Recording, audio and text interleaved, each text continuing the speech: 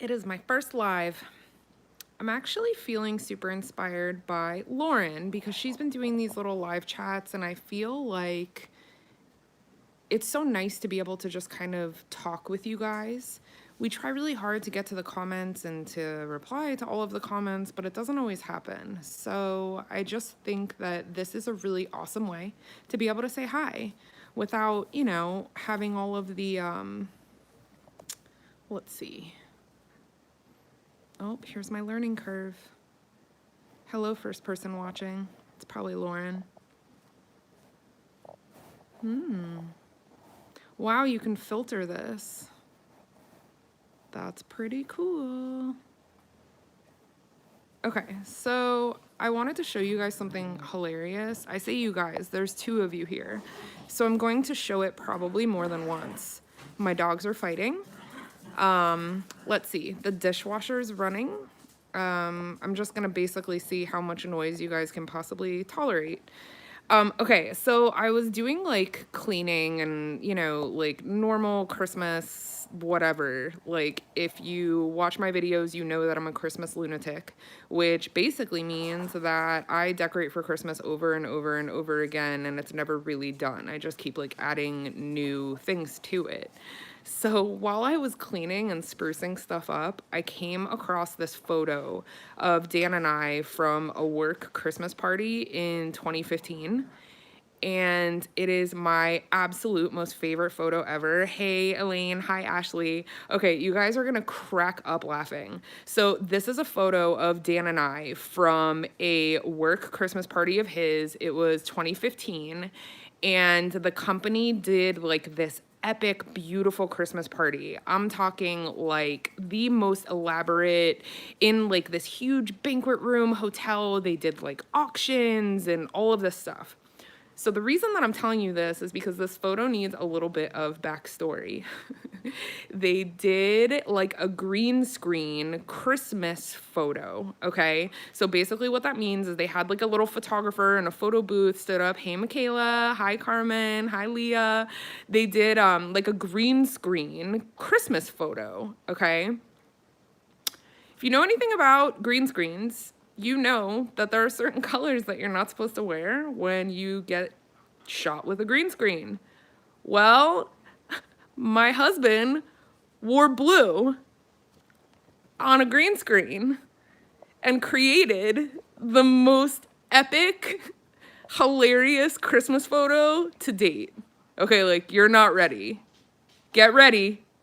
If you're doing something important, you better be careful because you're about to laugh. You guys, stop it. So Dan wore a blue shirt in front of the green screen, and he's got like majestic Bob Ross Christmas all over his shirt. Could you just die? Have you ever in your life seen anything funnier? So it is my most favorite photo that I have of the two of us together. And if you look at my face in the photo, you can see that I'm like aware that it's happening as it's happening. Wait.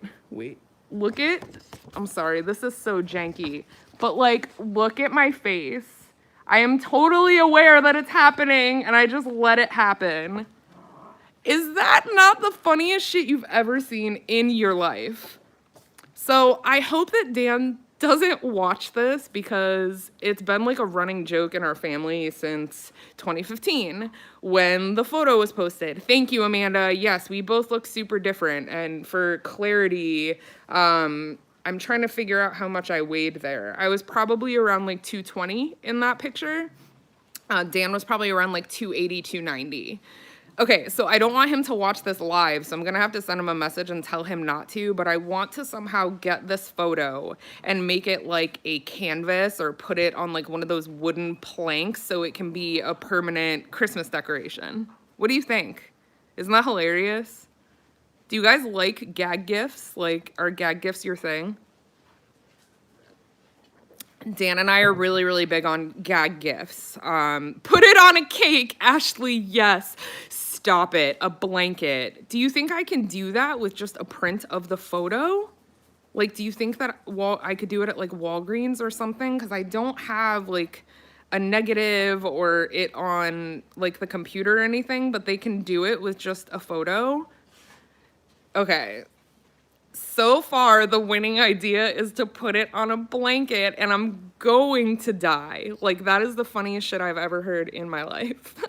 3 years ago, and this is just the photo, that the gift that keeps on giving, I'm telling you. So we do Christmas really big, we do presents really big, we are a body pillow. Oh my God, that's hilarious. Oh my God, okay, so maybe what I'll do is I'll just get like a variety of gifts with the photo on it and wrap them like, okay, like let's say that I did it on like 4 different gifts. I could just stagger it through his Christmas pile. So he'll open it and we'll laugh, and then like we'll get down to normal Christmas, like socks and like beard oil, and then he'll open another gift that has the photo. You guys are filled with like the best ideas ever. I wouldn't have thought of the blanket, and that is just, it's got me cackling because the idea of like snuggling up on the couch with my all-time favorite Christmas photo is just more than I can bear. Oh my God, that's so rich. Oh, you guys are the best. Yeah, so this photo basically inspired my chat today because I just thought that you really had to see it. Kristen, if there's a way that I can get it on a tool bag, you know his life would be made. I think, I don't even know how to give myself a super chat button. Will you guys be patient and bear with me and see if I can maybe figure out how to do that? I'm just gonna push some buttons and hope for the best. Let me know if you see it. Julie, Dan doesn't drink coffee, unfortunately. So I'm like, I would get him a mug, but legit would end up drinking out of it myself. Hi, Sandra. Kristen, I love Shutterfly. Do you get your kids somebody's sweat? Kelly. So the way that we're handling Christmas this year is periodically, an ornament is a good idea. I'm periodically going through their rooms and I'm purging a bunch of toys and things that they've either like aged out of or just don't play with anymore. And I'm slowly getting rid of stuff. But this year we are not going absolutely crazy with toys. We did a lot of like educational kind of toys, and I know that that sounds really lame and boring, but that's kind of what they're into right now. We did get Lincoln a Nintendo DS because he is an absolute Mario fiend. We got Levi, they're called Picasso tiles, and they're these amazing like plastic blocks that have magnets in them, so you're able to build like 3D sculptures. So those are their 2 big gifts, and then we did a lot of practical stuff. Hey, pup. Dogs are fighting, I'm sorry. A lot of like clothes and like got a lot of like clothes and sneakers and practical things that they needed. Jennifer, you're not that late, we just started. Yeah, so I basically am getting them a lot of things that they need. And, you know, things like books and I don't know, like they're really easy to buy for, like Lincoln is anyway, because he's really into specific characters. Like he absolutely adores Super Mario and he loves Blaze and the Monster Machine. So anything with a character on it is like the cat's meow for him. So he's so much easier to buy for. Levi is a lot harder. He loses interest in things incredibly quickly, like I think most 3-year-olds do, but he's really extra about it. So like I have to kind of rack my brain and figure out what to do for Levi because I feel like I have way more gifts for Lincoln than I do for him. Mama's in here. Those of you with a 3-year-old, what are you getting them for Christmas? Do you guys do like minimalist Christmas where you like, you know, don't get anything more than what they need? We kind of toyed with that idea, but we're the worst. Like we are so I don't want to say reckless and make it sound terrible, but we're just like so crazy about Christmas and presents and all of the excitement. We have a tendency to go overboard. Do you go overboard or are you like practical? Kristen, rotating toys kind of works, but like it also doesn't, because they'll, they're 3 and 4, so they'll have a tendency to go on adventures to find things that we've like either put up or hidden, or, they'll rotate the toys themselves sometimes. Our kids are so hot on electronics. It's like really, really hot on electronics. It's like really, really difficult to get them to play with things that are not electronics. So I try really hard to encourage like gifts and toys and things that are something unlike what they already have. Like they have 900 cars and, 900 Matchbox cars and this and that and the other thing, and I feel like those things just keep accumulating, and they play with like the same 3. Literally the same 3 toys. So I just kind of want to make sure that like we're not overdoing it, but at the same time, it's the first year that they really understand the concept of Christmas and presents and all of that. So we can't help but be super excited. Like they want to unwrap things, and it's just mom and dad life. Like we're so excited that they're so excited. The cycle just keeps repeating.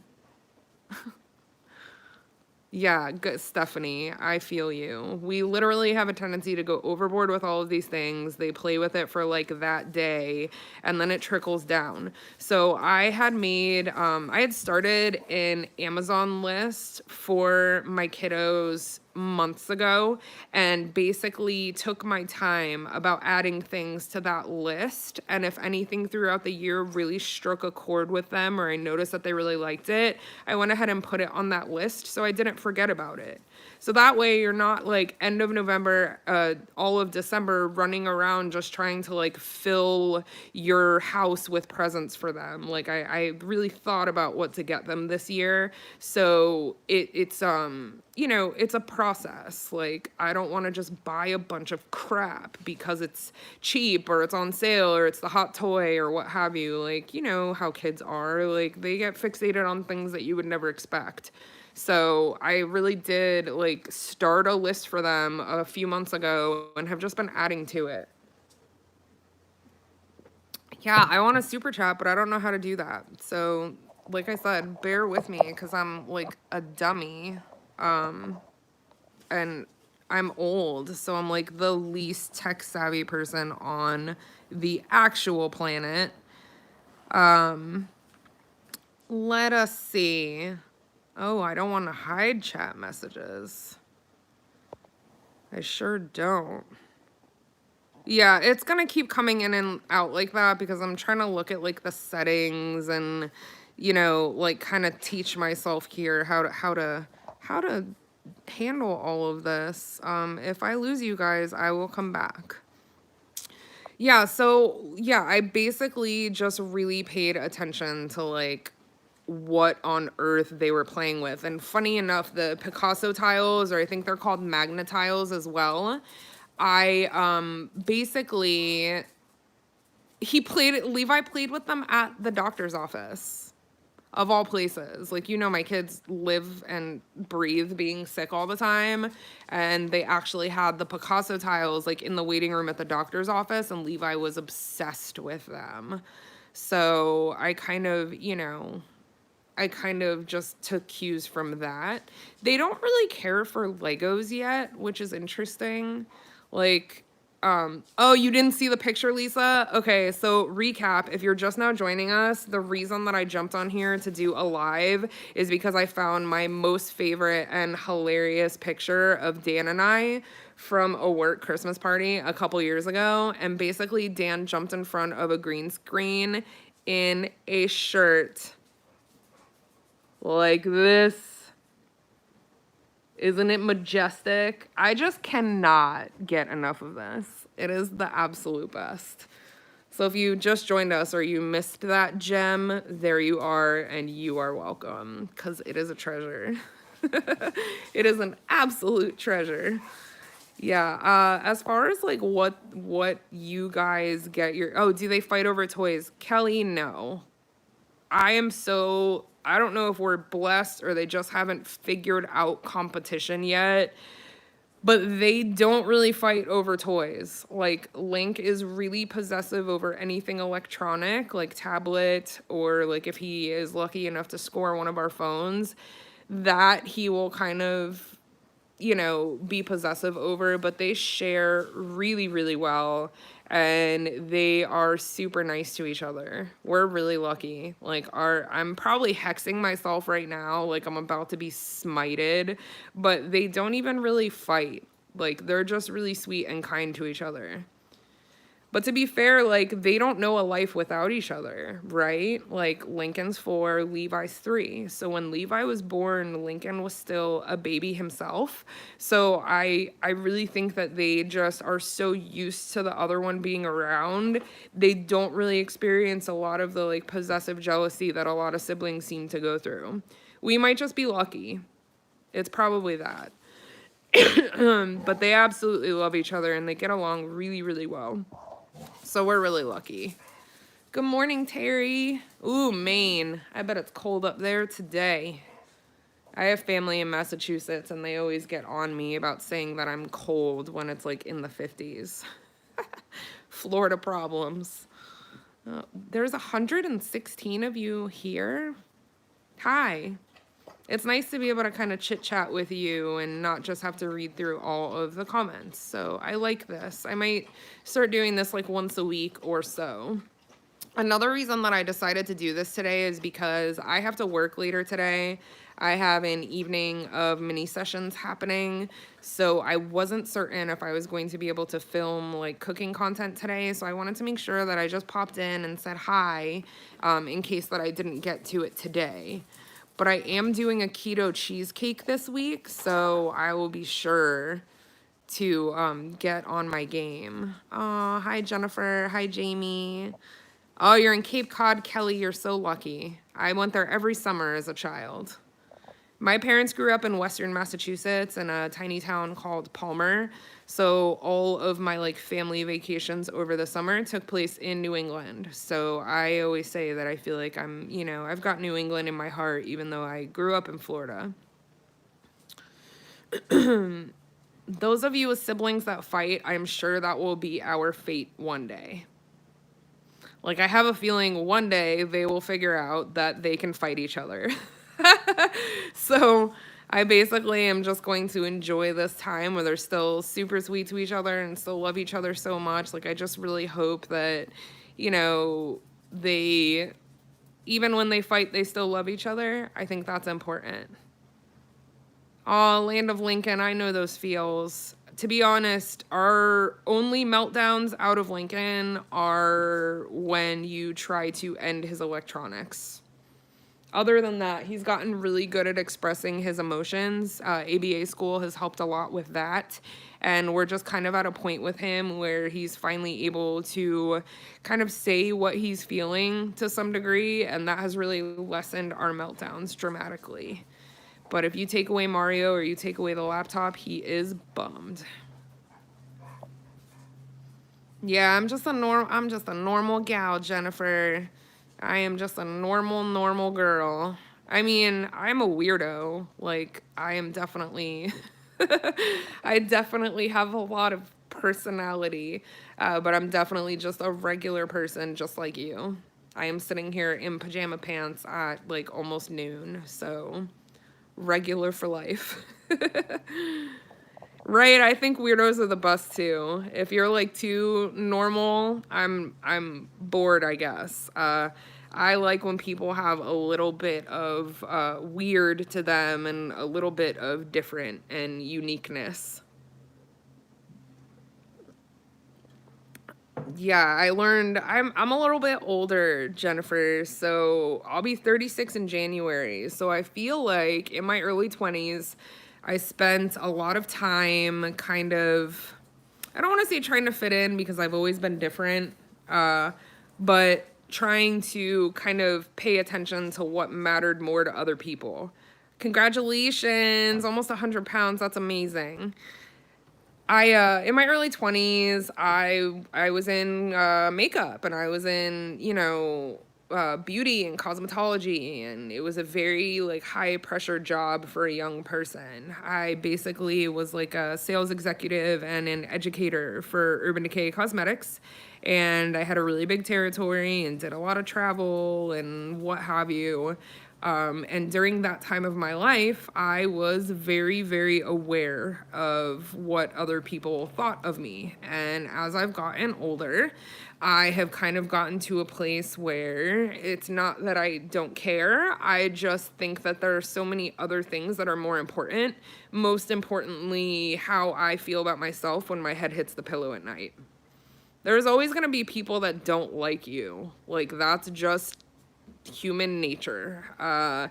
You could be someone's flavor one day and not the next, and that's also really normal. So over time, I've gotten to a point that I've just really, friendships and relationships all come in waves, and not everyone is your person. And, you got to embrace that. Everyone that is in your life, even if they're like a single serving friend, you have to like know that God put them there for a reason, for you to learn something, for them to learn something, and then they're just kind of passing through. Like, not everyone is a permanent fixture in your life, and that is perfectly fine. Mandy, don't get bummed. 30's the new 20. You'll be okay. Yeah, Jennifer, it's not even so much that, like, it feels old, but I definitely feel like I'm a little bit older to have such young children. So I'm kind of at a point that I just, a lot of the moms around me are a lot younger than I am, and I'm just kind of navigating, that path of life. Happy birthday, Terry. Yeah, what people think about you is just so, like, insignificant, I guess. Like, I definitely care what the people closest to me in my life think, but I care more about what I think and how I feel about, the person that I'm putting out there. So I'm sorry if I'm missing some of your comments. It's hard to talk and read at the same time without looking like a lunatic. Yeah, I really think that as time goes on, you just get to a point that you're, hyper aware of what matters and what doesn't. I could spend a lot of time and mental energy trying to please everyone, or I could just keep living my merry life. And if they're pleased by default, as I'm just being me, then awesome. And if they don't like me or they don't like you, that's okay too. Not everyone is going to be like picking up what you're putting down, and that's okay. Sancho, no, sir. My dachshund is so like needy. It's like if no one's paying attention to him, he has to start like causing ruckus. So I want to tell you guys a little bit about what my day looked like this morning. Woke up and brought the kids to school. They have to be there at 9, so we leave by 8:30. Had them all dressed and ready. Lunch is packed, everything done and ready. Had to get myself ready because, like, naturally there was 40 seconds left before we needed to leave, and I needed to get myself ready. So I take 2 seconds behind a closed door of my bedroom while they're out in the living room watching the Olaf Frozen Adventure. And somehow they found like an entire canister of those little like M&M minis. And when I tell you they were sprinkled from like one end of my house to the other, it was like 36 seconds and there were literally M&Ms everywhere. So I went and dropped them off at school. It's a bit of a commute. It takes me a half hour to get there, a half hour to get home. So when I came back, I basically had to re-clean my house like a lunatic and pick up M&Ms. Oh, you want to see Sancho? Hey, Sancho. Sancho. My dachshund's an oldie, too. He's about 14. Come here, bud. Come here. Here he comes. Oh, everybody's here. This is Tallahassee. He is a big, giant pit bull, ferocious attack dog. Mm-hmm.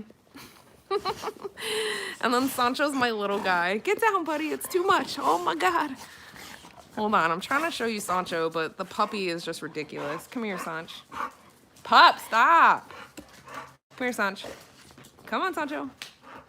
He has trouble getting on the couch because he's getting older. But this is Sancho. He is my best bud. I actually have Sancho tattooed on me. He has been a very, very, very big part of my life for a very long time, and I absolutely adore him. He was my first baby. He's got really bad arthritis right now, so this time of year where the temperature goes up and down a lot, he gets a little bit slow moving, and it just, like, I'm gonna try not to cry. It just rips my heart out. Like, he's older, but he still has like so much energy and is still so spry. I just have a really hard time like remembering that he's like aging on me and that he won't be here forever. So I try to give him as much love as I possibly can. Yeah, I hear that a lot, Mandy. You know, I'm an animal person, period. I love all dogs and cats and critters, and I will tell you, of all the animals that I've ever had, this dog, Tallahassee, my pit bully, he is literally the kindest animal that I've ever met. Like, dog, cat, horse, he's messing with my setup here. Stop it. He knows I'm talking about him. He is a special, special dog. Like, to tell you, do you guys want to hear the story of how we ended up with the pit bull?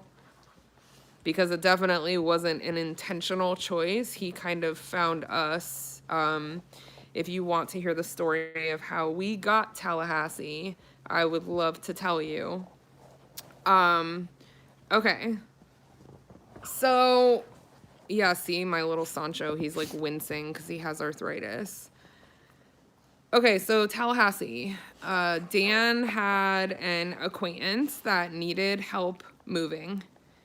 It was someone that he like went to school with. It wasn't a close friend or anything, but you know, Dan being Dan, he's always down to like help somebody.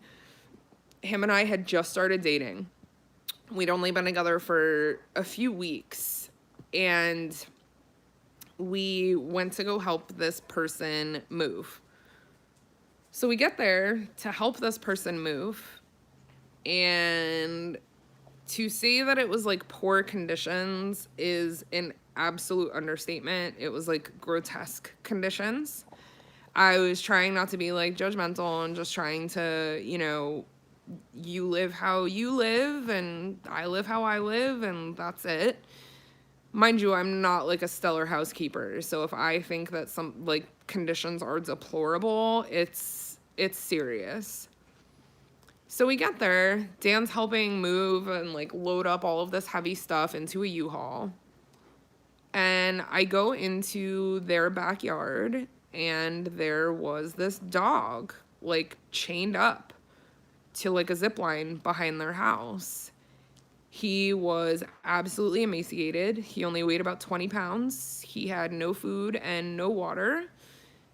He basically, like, dogs get this thing when they're malnourished, especially big dogs, where, like, their eyes start to do, like, this thing where they look bloody almost, like they're, like, bulging kind of. So that's what he looked like. Like, he looked like an absolute skeleton. Like, I'm gonna cry talking about it. It was the saddest, most disgusting thing that I've ever seen in my life. So I'm in the backyard with this dog, and I'm, like, crying, but trying not to, like, make this dramatic scene.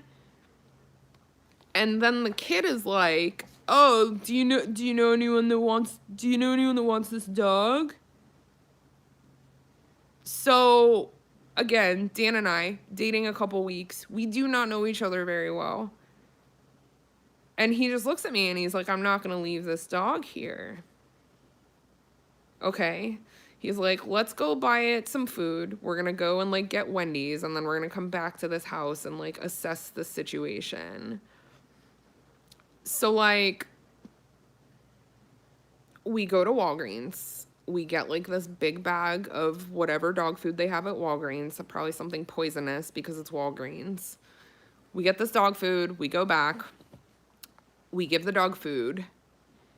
He's so not used to being given food that he wouldn't even eat it.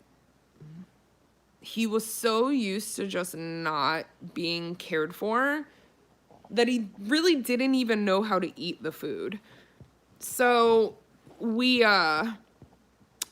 loaded him up into the car and we brought him home with the intention of fostering him. We basically were like, okay, well, like, we can't leave him here, so we're going to take him home and find, I don't know, a better life for him. Because, like, at that point, it was so bad that even the shelter would have theoretically been a better life for him. I was under the impression that he was a brand new puppy because he literally only weighed like 20 pounds and he was over a year old. So he was in the worst shape imaginable. And even after the food, all he cared about was that someone was paying attention to him. Yes, Kristen, he's okay. That's the big white dog that was just like mounting me. It does have a happy ending, Stephanie. Hang tight.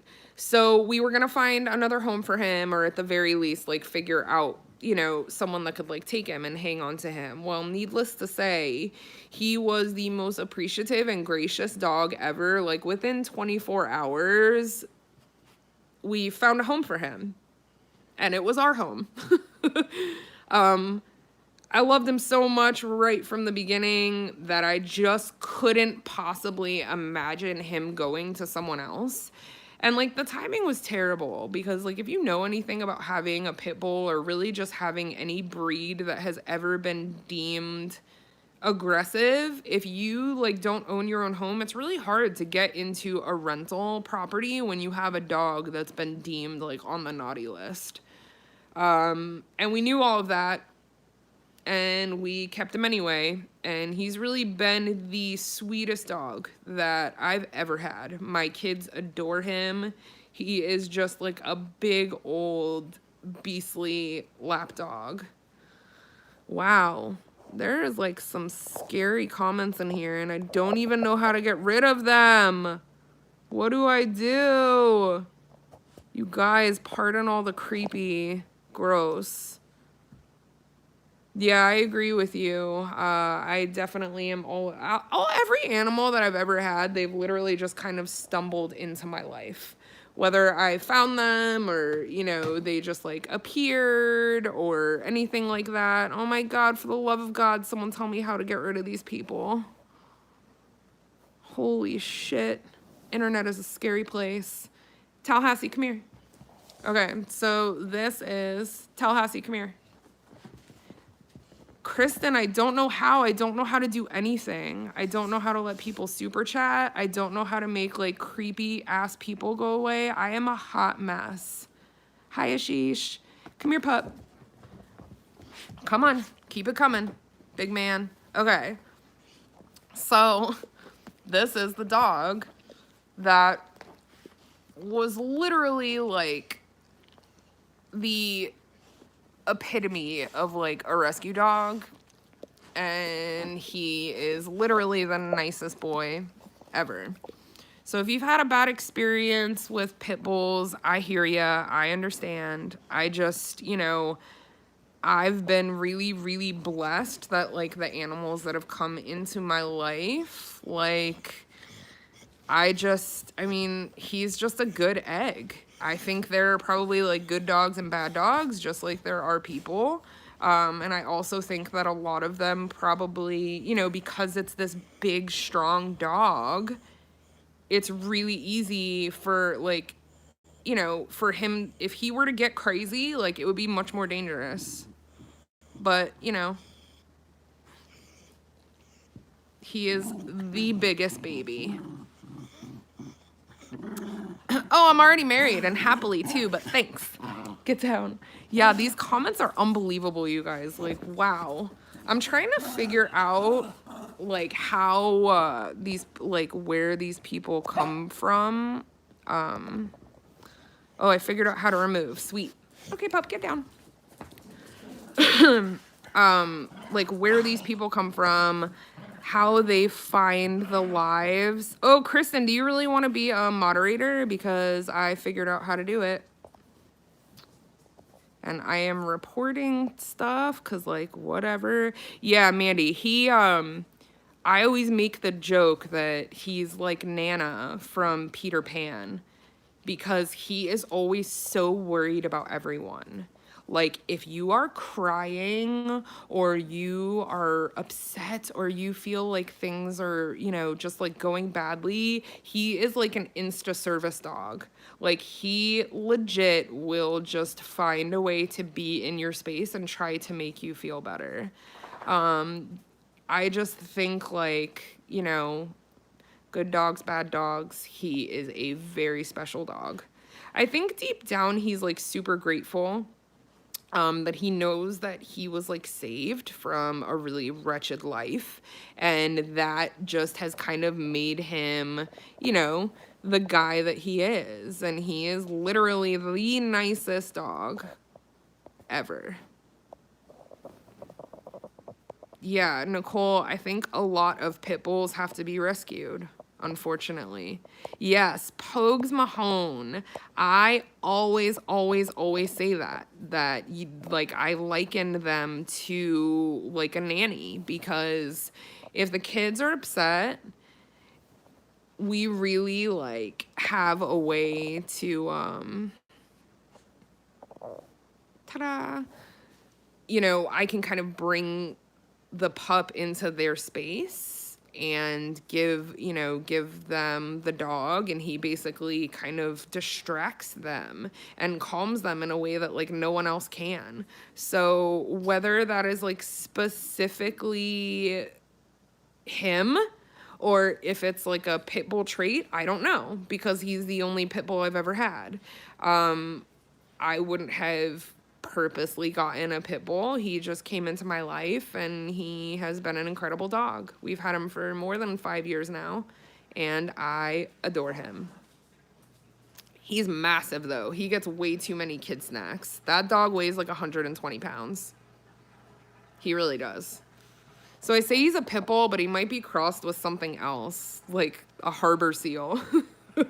He is a big boy. Yeah, he is a massive dude. Can we talk about movies for a second? I love to go to the movies. Me and Dan love to go to the movies. It's one of our, yeah, Stephanie, right? He's overweight. We can say it. The puppy needs keto.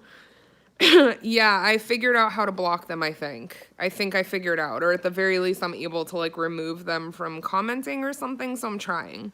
So let's talk about movies. Dan and I had a date night the other night, and we went to see the Bohemian Rhapsody movie, and it was amazing.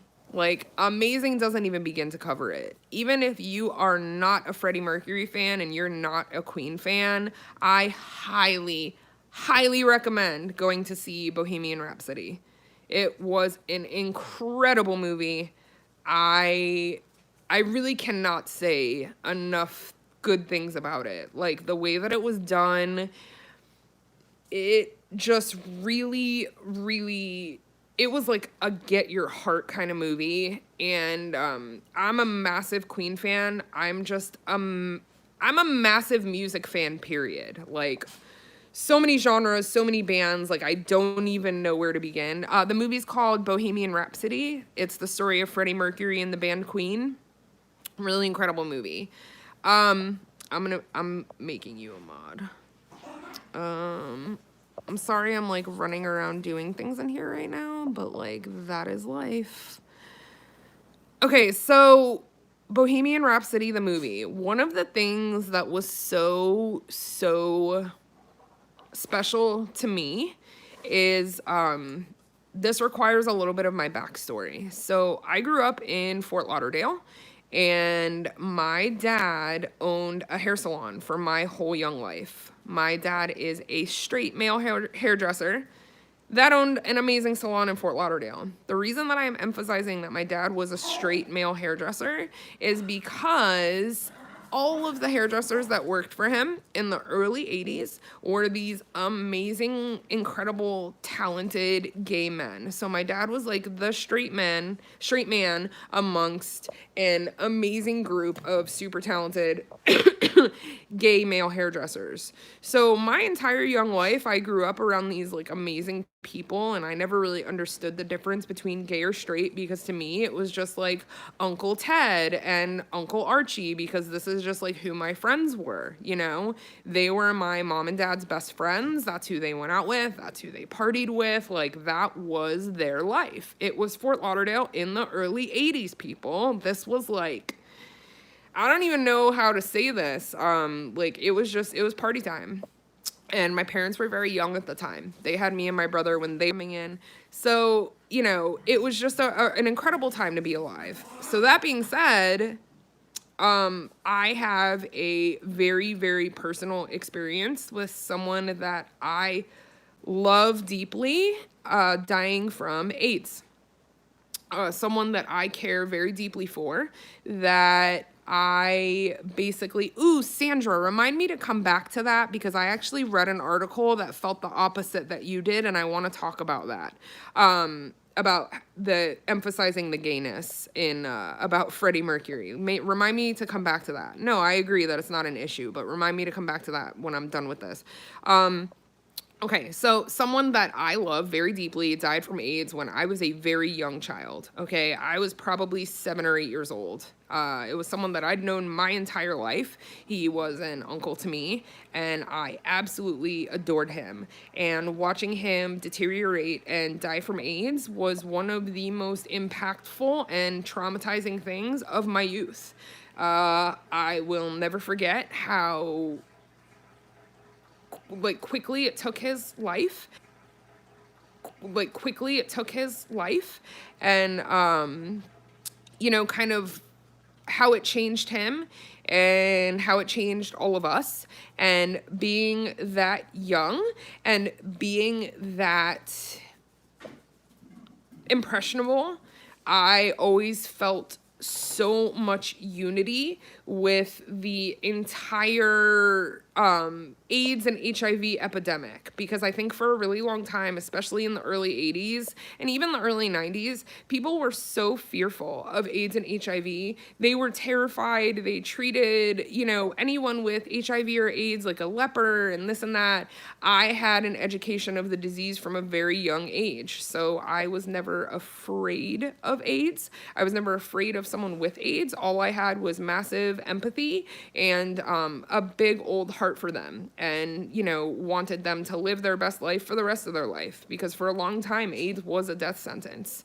So like I said, the reason that I'm telling you this is that anytime, whether it's a movie or it's an actual life scenario, watching someone get diagnosed with AIDS or HIV is very, very, very emotional to me. And I hope to everyone. Like, I hope everyone feels something when they're watching something like that. But, like, that scene in the movie was very hard to watch and very hard to process. And, like, I knew that he died from AIDS, and I knew that that's how he went. But for whatever reason, I wasn't, like, mentally prepared to, like, digest that in that moment. So I cried my face off at the part where he gets diagnosed with HIV. I was, like, hysterical. So when we left the movie, I hadn't really told Dan the story of, like, my close personal family friend who I watched die from AIDS. And it was, like, a really important part of my young life. And it gave me an opportunity to talk to Dan about it and have him maybe, like, understand a piece of me that makes me, me. So, and I will never forget him. And that being said, you know, AIDS and HIV awareness is still really important. So even though it isn't necessarily a death sentence anymore, it is definitely something that people still need to be aware of, okay? There are a lot of people over many, many years that have lost their lives to AIDS. and have been treated very unfairly because of it. So that's just like my piece and my take on that. So going back to what was said about how someone felt like they emphasized Freddie Mercury's homosexuality too much in the movie, the reason that I say it's funny that you say that is because there was this whole string of articles that I kind of fell in a wormhole about, where there were a lot of people that felt like they didn't emphasize it enough, that they felt that like there were a lot of stories and examples and things that should have been included that weren't. And I agree with you. I feel like he didn't want to be known for his sexuality, whether he was bisexual, you know, like straight, heterosexual, whatever it was. In this day and age, you're able to have a broader view of sexuality, and I feel like in the 70s and 80s you just weren't. You were either gay or you were straight, and that's all there was to it. And you know what, it's not that black or white. It never has been that black or white, and we're finally at a dawn of age where people are aware that, like, okay, you can be more than gay or straight. You can be, you know, so many different things, and there are just so many different things that you can be, and so many different ways that you can live your life and express your sexuality. I feel like Freddie Mercury in this day and age would have been so much more accepted. And that made me sad. Like, that made me sad. That made me feel a lot of things. It made me feel a certain way. And I'm gonna cry now. I don't know why. His story just resonates with me. Like, he had to hide who he was. He had to hide who he was. He was not comfortable being direct about his feelings and his passions and the things that like made him feel alive, and his muses. Like, he wasn't able to put that out into the world because there was so much judgment. So when he finally started to just live his life however he felt, you know, he wanted to live his life, like, how amazing. Like, we should applaud that. You know, he definitely paved the way for people to be able to just be who they are. So I absolutely love him. So I think that movie was amazing. This is my review. My review comes with tears today because it just, like I said, it just really does something for me. I've always loved Freddie Mercury's story, but going and seeing the movie just really like lit my heart on fire. He was an amazing person. So if you haven't seen it, you should see it. Yeah, I agree that really all, you know, I think everyone kind of as a whole is treated like shit, to be perfectly honest. I think that we as people tend to be really judgmental and really shitty towards one another for the most part. And I am horrified at that. And I hope that I can help teach my sons about acceptance. And, you know, I hope that other parents care about that more too. I think everybody needs to be just a little bit damn nicer to each other. So on that note, I am going to wrap this up, you guys. I've got some stuff to do. I need to put on real pants and go and run some errands. It was really nice to chat with you for a little while, and I hope that I will